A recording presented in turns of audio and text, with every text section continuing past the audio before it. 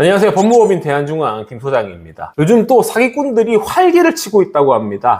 진짜 이 세상이 말셉니다. 특히나 전세 사기가 이제 유행이 지나니까 이제 월세 사기를 치고 있다고 합니다. 일단 기사부터 한번 읽어보겠습니다. 자, 보시면 부동산 직거래 알고 보니 월세 사기, 집주인 행세 후 보증금 먹튀. 한국공인중개사협회는 최근 성동구와 강동구 일대에서 온라인 직거래 플랫폼을 악용한 부동산 사기 사건이 발생하고 있어 주의가 필요하다고 24일 밝혔다. 협회에 따르면 성동구 성수동에서 오피스텔 임대업을 하고 있는 박모 씨는 최근 보증금 1,000만 원, 월세 120만 원을 내놓은 신축 오피스텔에 관심이 있다는 A 씨의 연락을 받았다. 매물에 관심이 있다며 연락한 A 씨는 박 씨에게 지금 집 앞에 있는데 번거롭게 나올 것 없이 출입문 비밀번호를 알려주면은 직접 보고 가겠다고 말했다. 비어있는 집이라 박 씨는 부담 없이 비밀번호를 알려줬지만 얼마 지나지 않아 경찰 조사를 받게 됐다. 사건의 전말은 이랬다. 박 씨에게 비밀번호를 받은 A 씨가 직거래 앱에 집주인으로 등록해 보증금 1,000만 원, 월세 50만 원 등 시세 반값으로 매물을 올린 것이다. A 씨는 본인이 집주인인 것처럼 속이고자 등기부 등본과 신분증 사진을 위조한 뒤 휴대전화로 전송했다. 피해자들은 좋은 매물을 놓칠까 두려워 즉시 계좌로 돈을 입금했다.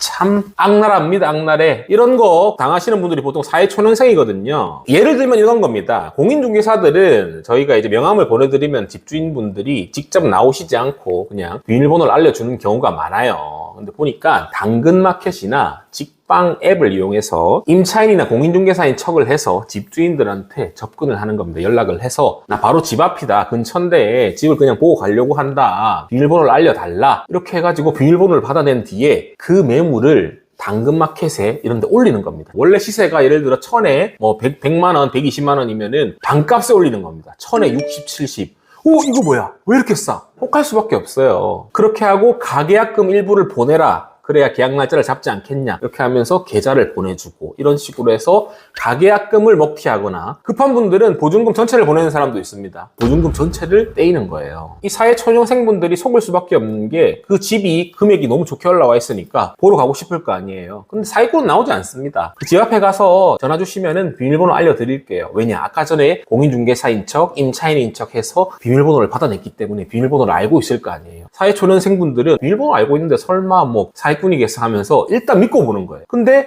집이 너무 좋아. 집이 너무 좋은데 월세는 싸. 그러니까 하고 싶겠죠. 보통 이런 월세 매물들은 계약의 순서가 이렇습니다. 마음에 들면은 가계약금 먼저 보내게 돼 있어요. 가계약금 보내고 계약 날짜를 잡아서 계약 날짜에 계약서를 쓰는데 그럼 예를 들어 보증금 1,000만 원짜리라면 가계약금을 최소 100만 원에서 200만 원을 보내겠죠. 그걸 먹고 그냥 날라버리는 겁니다. 진짜 정말 악랄하다. 사기꾼들이 너무 많네요. 이거를 악용한 봉이 김선달 같은 완전히 사기꾼 새끼 하나는 강남에서 하나의 물건으로 거의 500, 600만 원을 뜯어냈다고 합니다. 야, 진짜 창조경제네. 정말.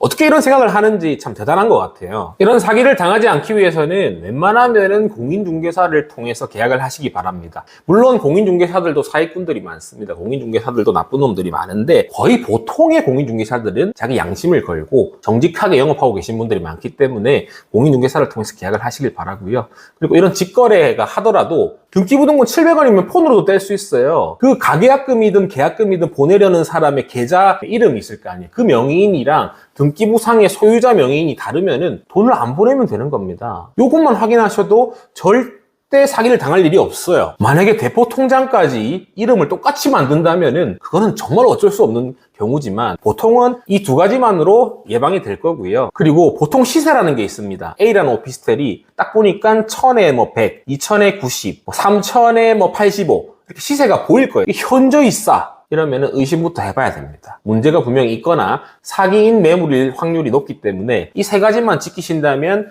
이런 직거래 앱을 통한 사기는 예방할 수 있을 것으로 보입니다. 당근마켓이나 이런 어플들 집주인도 아닌데 이런 물건을 올릴 수 있다는 게 너무 허술한 것 같아요. 아무리 서로가 중고거래를 편리하게 하기 위한 그런 어플리케이션이라고는 하지만 이런 부동산 고가의 물건을 올릴 때는 조금 더 인증 단계를 조금 더 강화된 인증 시스템을 도입해서 이런 사건이 벌어지지 않도록 개선을 해야 된다고 생각을 합니다. 자, 오늘은 사회초년생분들을 노리고 빈번히 일어나고 있는 직거래 앱을 통한 보증금 월세 사기, 비밀번호를 알아낸 뒤에 사람을 뒤통수 치는 사기 사건에 대해서 한번 알아봤고요. 예방법도 한번 같이 알아봤습니다. 앞으로도 좋은 콘텐츠로 찾아뵙겠습니다. 감사합니다.